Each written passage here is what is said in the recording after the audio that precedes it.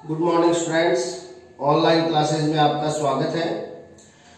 Last class में अपन ने मोलरता और नॉर्मलता की थी, जो कि विलयन की सांद्रता ज्ञात करने की भार आयतन इकाई होती है। आज अपन विलयन की सांद्रता ज्ञात करने की करेंगे भार इकाई। मोलरता वो तो थी मोलरता, ये है मोलरता। मोलरता को इंग्लिश में कहते हैं मोलेरिटी और इसको कहते हैं मोलेलिटी। ठीक है, अब देखिए मोलरता जो है वो विलयन की सांद्रता ज्ञात करने की किस प्रकार की इकाई है? भार इकाई है। ठीक है, यानी इसमें विलय है वो भार के रूप में होता है और विलायक है वो भी भार के रूप में होता है। विलय को यहां लेंगे ग्राम में और विलायक को यहां लेंगे किलोग्राम में, तो दोनों किसके रूप में होंगे? भार के रूप में होंगे। दोनों किसके रूप में होंगे? भार के रूप में। तो देखिए इसकी परिभाषा,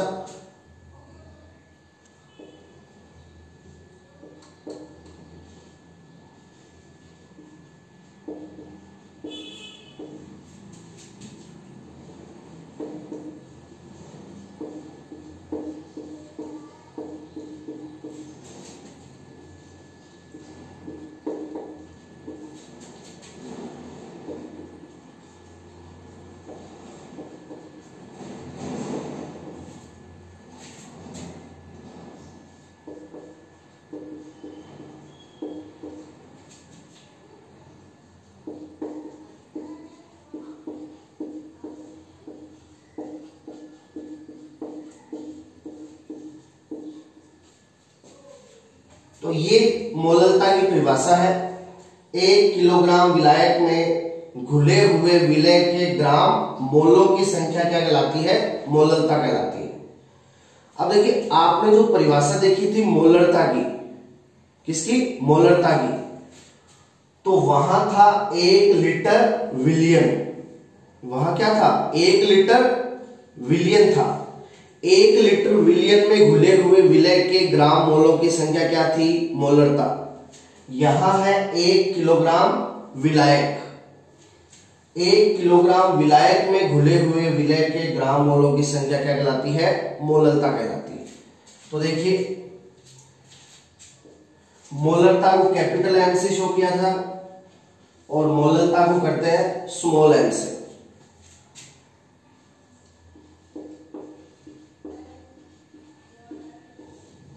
अब देखिए इसका फॉर्मूला ऊपर आ जाएगा, विलय के ग्राम मोलों की संख्या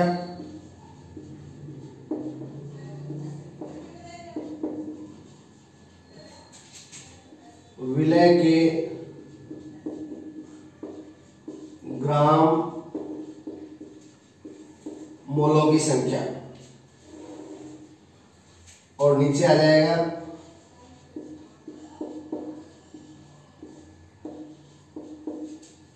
विलायक है, विलायक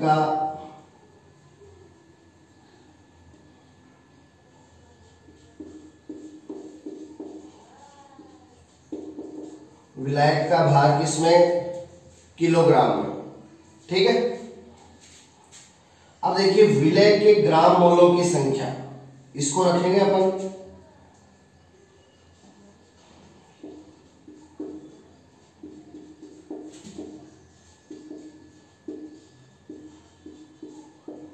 तो ग्राम मोलों की संख्या कैसे निकालते हैं?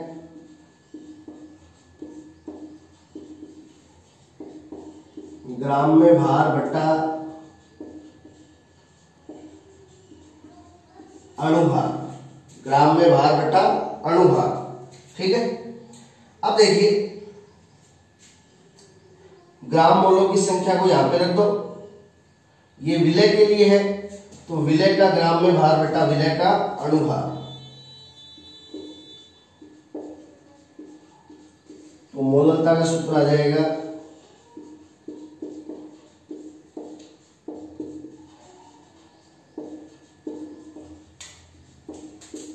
विलय का ग्राम में भार बटा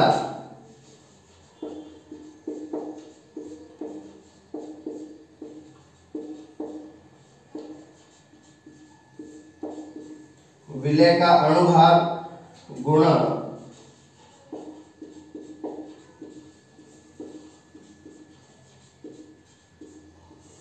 विलायक का भार किलोग्राम में। ठीक है, तो ये मोललता का फॉर्मूला आ गया, विलय का ग्राम में भार बटा विलय का अणुभार गुणा विलायक का भार किलोग्राम में। ठीक है, अब अपन इससे संबंधित क्वेश्चन करते हैं।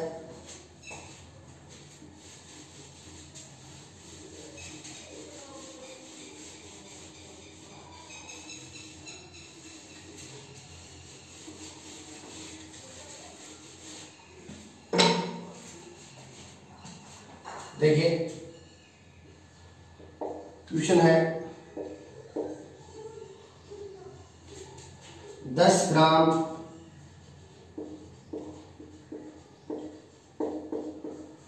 सोडियम हाइड्रोक्साइड को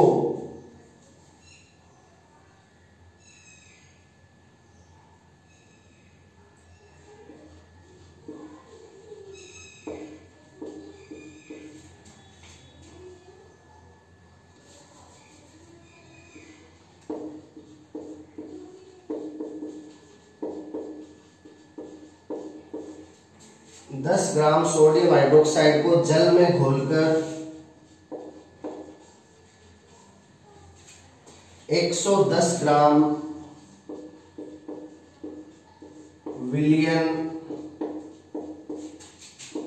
बनाया गया है।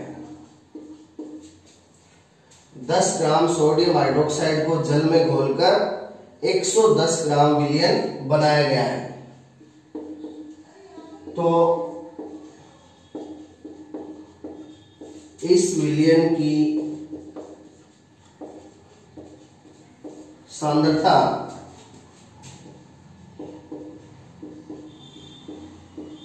मोललता में ज्ञात कीजिए। तो इस विलयन की सांद्रता मोललता में ज्ञात कीजिए। ठीक है, तो देखिए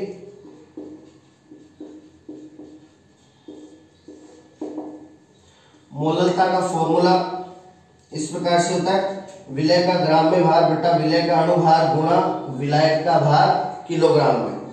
ठीक है, तो विलय है अपना सोडियम हाइड्रोक्साइड, ग्राम में भार कितना है 10। ठीक है, विलय है सोडियम हाइड्रोक्साइड, इसका अणुभार सोडियम हाइड्रोक्साइड का अणुभार कितना होता है 40, सोडियम का 23, ऑक्सीजन का 16, हाइड्रोजन का 1, तो ये कितना हो गया 40।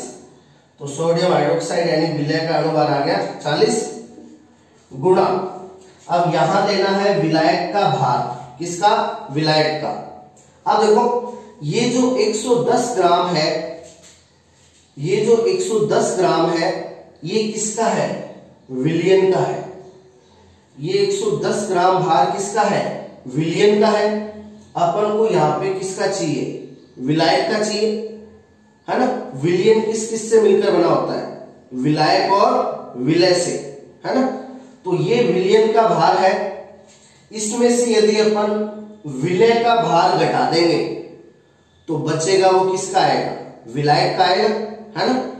तो 110 ग्राम विलयन का है, 10 ग्राम विलय का है, तो 110 में से 10 घटा देंगे तो बचा हुआ भार किसका होगा विलायक का होगा, है ना, क्योंकि विलयन में 2 घटक होते हैं विलय और विलायक। ठीक है, तो 110 ग्राम विलयन का है, इसमें विलय का भार घटा दिया तो बचा हुआ विलायक का भार होगा। तो विलायक का हो गया अपना 100 ग्राम, विलायक कितना हो गया 100 ग्राम हो गया। अब विलायक को लेना है किसमें किलोग्राम में, ये 100 ग्राम है तो इसको किलोग्राम में बदलेंगे तो 1000 का भाग लगा देंगे, है ना। अब देखिए 3 बिंदी से 3 बिंदी कैंसिल। ठीक है, ऊपर बचा 10, नीचे बचा 4। ठीक है, तो 4 का 8 में 2 बार। ठीक है, बचा कितना 2, 2 के आगे 0 लगाएंगे 20 और 20 में 4 का 5 तो ये आ गया 2.5। अब ये 2.5 अपन क्या निकाली है, इसकी मोललता निकाली है। क्या निकाली है? मोललता। तो मोललता निकाली है तो इसके लिए आगे आ जाएगा स्मॉल m। ठीक है, तो यहां इस विलयन की मोललता आ गई 2.5 m। ठीक है, तो इस प्रकार से अपन विलयन की सांद्रता ज्ञात करते हैं मोललता में। ठीक है, तो यहां ध्यान रखना है अपन को, यहां पे नीचे विलायक का भार लेना है, वो भी किलोग्राम में। ठीक है,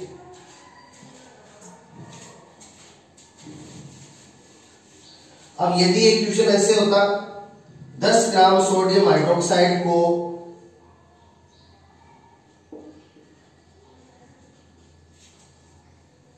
100 ग्राम जल में घोलकर, 10 ग्राम सोडियम हाइड्रोक्साइड को 100 ग्राम जल में घोलकर विलयन बनाया गया है, विलयन की सांद्रता मोललता में ज्ञात कीजिए। तो यानी यहां पे ये 100 ग्राम है, वो सीधा सीधा विलायक का क्या दिया हुआ है, भार दिया हुआ है ना। ये अब यहाँ पे विलयन का नहीं दिया गया। लैंग्वेज पढ़िए, 10 ग्राम सोडियम हाइड्रोक्साइड को 100 ग्राम जल में घोलकर, यानी विलायक कितना है, 100 ग्राम है। ठीक है ना, तो ये सीधा सीधा विलायक का दिया हुआ है, तो यहाँ सीधा सीधा किसका आ जाएगा, विलायक का आ जाएगा 100 ग्राम। और विलयन का दिया हुआ हो तो विलय का जो दिया है उसमें से, विलयन में से विलय का घटा दो, वो किसका आ जाएगा, विलायक का। तो यहां पे ध्यान रखिए विलायक का भार लेना।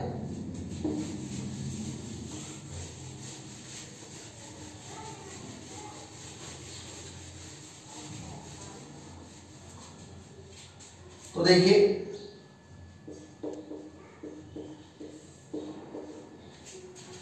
मोलरता और मोललता में संबंध, यानी इनमें क्या क्या डिफरेंस है। मोलरता है वो एक भार आयतन इकाई होती है, और मोललता है वो एक भार इकाई होती है।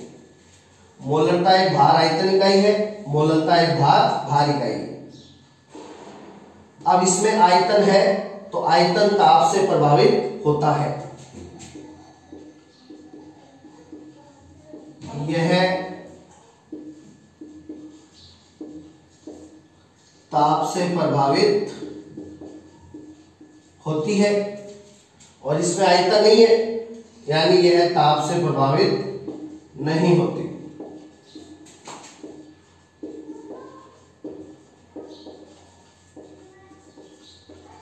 यह ताप से प्रभावित नहीं होती।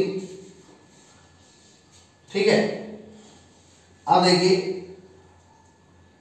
मोलरता क्या होती है, 1 लीटर विलयन में घुले हुए विलय के ग्राम मोलों की संख्या। 1 लीटर विलयन में घुले हुए विलय के ग्राम मोलों की संख्या मोलरता होती है। और मोलरता क्या होती है, 1 किलोग्राम विलायक में घुले हुए विलय के ग्राम मोलों की संख्या। तो ये डिफरेंसेस है किसमें, मोलरता और मोललता में। ठीक है, इनको ध्यान रखना है।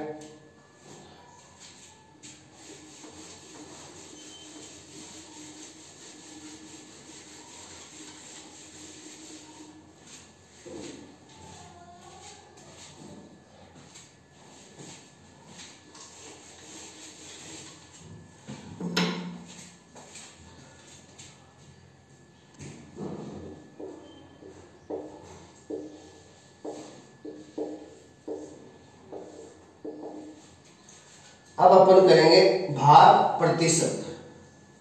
अब देखिए भार प्रतिशत है,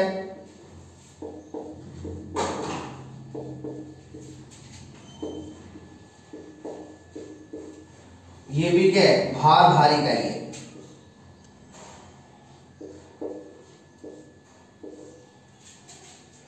अब भार प्रतिशत को W/W इससे शो करेंगे, ठीक है। आगे प्रतिशत। अब W/W का मीन क्या है, यहां पे जो विलय है, क्या विलय, वो भी क्या होगा, ग्राम में, ठीक है, यानी भार के रूप में। और जो विलयन है वो भी किस में होगा, भार के रूप में। यानी यहां विलय और विलायक दोनों किसके रूप में होंगे, भार के रूप में होंगे, है ना। तभी ये क्या है, भार भार इकाई है।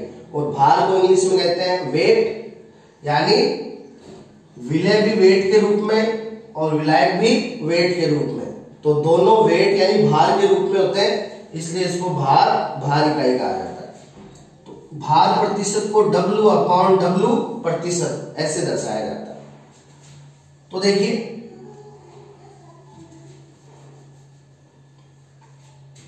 भार प्रतिशत है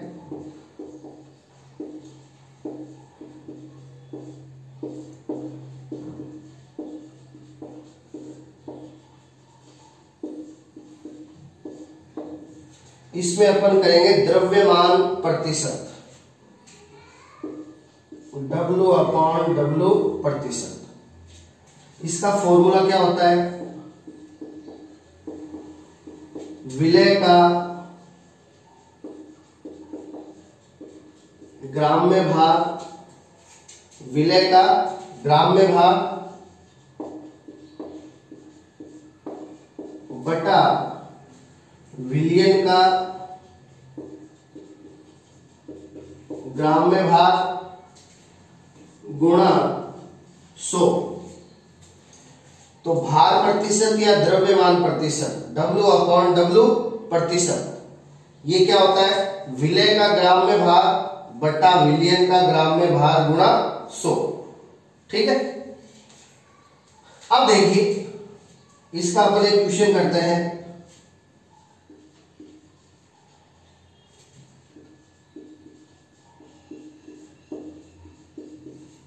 बीस ग्राम शर्करा को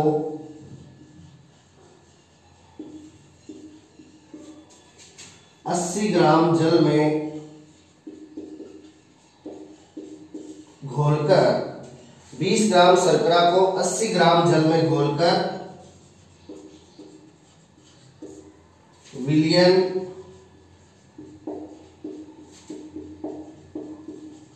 बनाया गया है, तो इसकी सांद्रता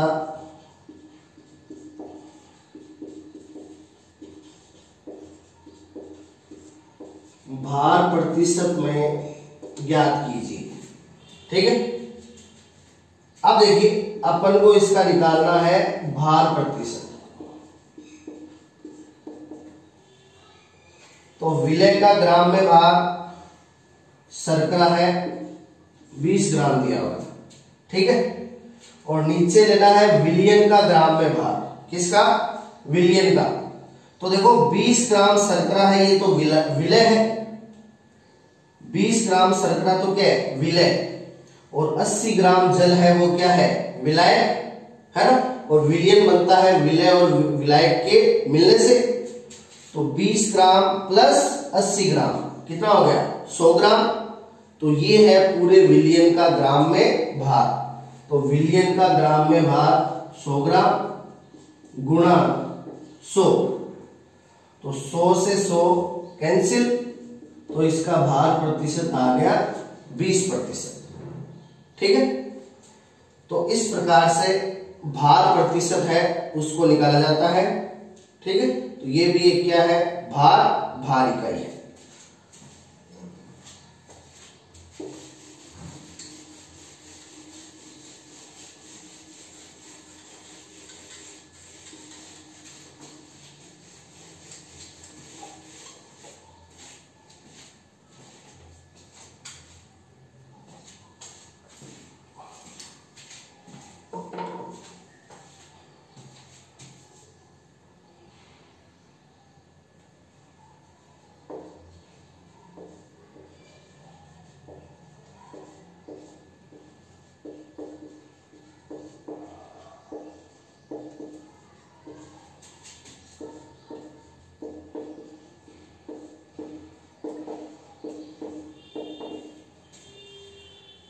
अब अपन करेंगे भार भार इकाई में मोल भिन्न या जिसको मोल प्रभाज या मोल अंश कहा जाता है, इसको दर्शाते हैं x के द्वारा। तो ये भी एक क्या है, भार भार इकाई है। ये भी एक क्या है, भार भार इकाई। अब देखिए ये क्या होती है,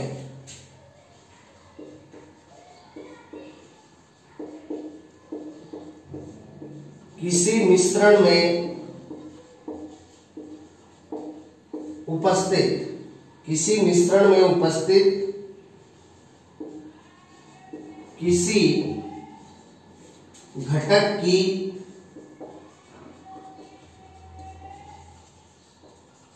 मोल भिन्न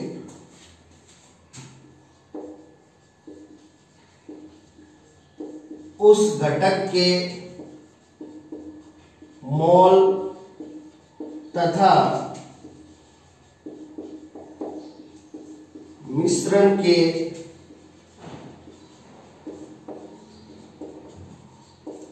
कुल मोल का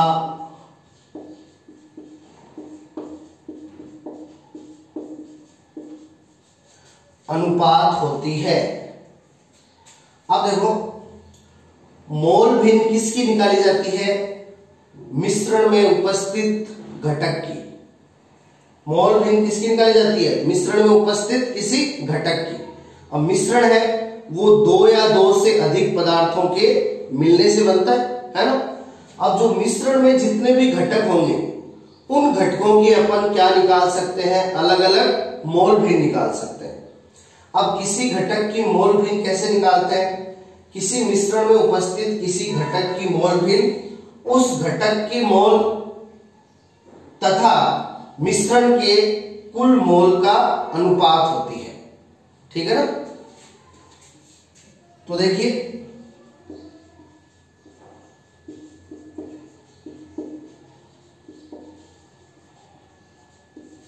घटक की मोल भिन्न बराबर होती है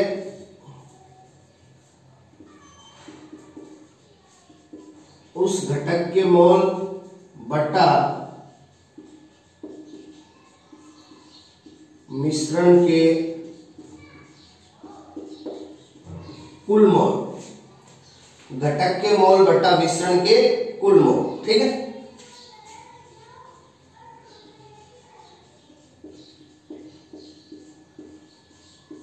मिश्रण की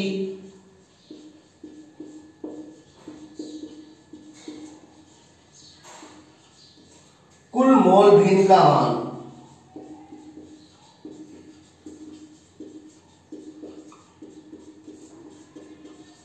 हमेशा एक होता है।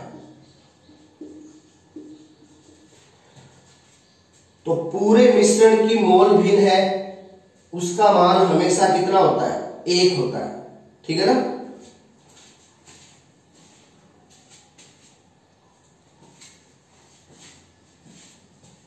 अब देखो तो किसी घटक की मोल भिन्न है, वो तो घटक की मोल भिन्न निकालते हैं कैसे, उस घटक के मोल बटा मिश्रण के कुल मोल, ठीक है। और मिश्रण की कुल मोल भिन्न का मान हमेशा कितना होता है, एक होता है। अब ये अपन अप्लाई करेंगे विलयन पे। किस पे अप्लाई करेंगे, विलयन पे अप्लाई करेंगे, क्योंकि विलयन भी क्या है, विलय और विलायक का बना हुआ समांगी मिश्रण होता है। विलयन भी क्या होता है, मिश्रण होता है। अपन ने विलयन की परिभाषा लिखी थी, है ना, विलय और विलायक का समांगी मिश्रण, दो या दो से अधिक पदार्थों का समांगी मिश्रण क्या कहलाता है, विलयन कहलाता है ना। तो विलयन में भी दो घटक होते हैं, विलय और विलायक। तो पहले अपन विलय की मोल भी निकालेंगे, फिर विलायक की मोल भी निकालेंगे, अलग अलग मोल भी निकाल सकते हैं उनकी। तो देखिए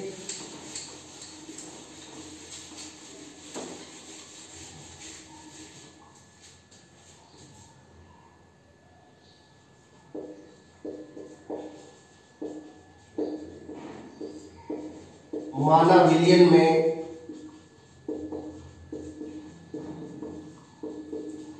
विलय के मोल बराबर स्मॉल n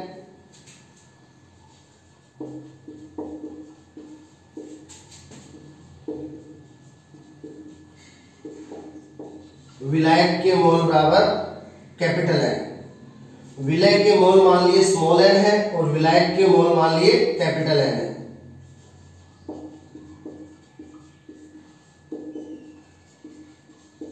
तो विलियन के कुल मोल हो गए small N plus capital N. ठीक है, तो विलियन है वो विलय और विलायक से मिलकर बना होता है। अब देखिए पहले तो अपन मोल भिन्न निकालेंगे विलय की। विलय की मोल भिन्न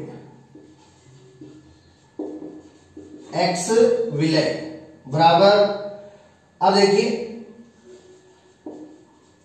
विलय की मोल भिन्न हो जाएगी विलय के मोल बटा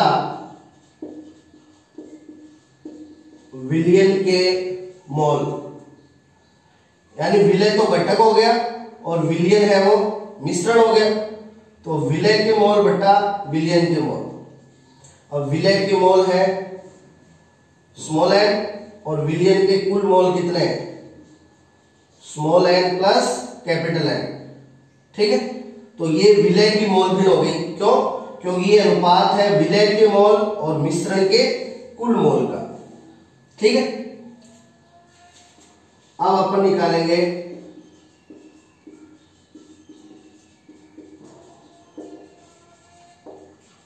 विलायक की मोल भिन्न।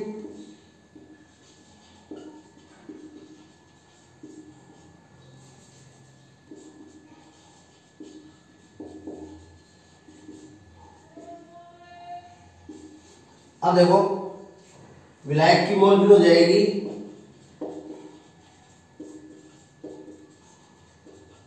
विलायक की मोल भिन्न है तो ऊपर आ जाएंगे विलायक के मोल और नीचे मिश्रण के कुल मोल यानी विलियन के मोल।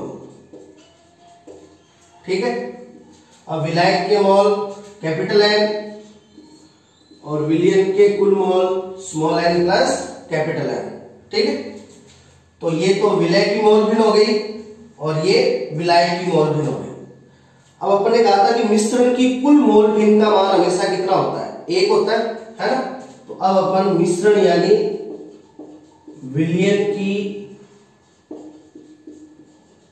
कुल मोल भिन्न निकालेंगे। तो विलियन है वो किससे मिलकर बना होता है विलय और विलायक से। तो ये तो हो गई विलय की मोल भिन्न और ये हो गई विलायक की मोल भिन्न। दोनों को आपस में जोड़ देंगे तो किसकी मोल भिन्न आ जाएगी विलियन की मोल भिन्न आ जाएगी। तो देखिए विलय की मोल भिन्न ये रही स्मॉल एन बटा small N plus capital N.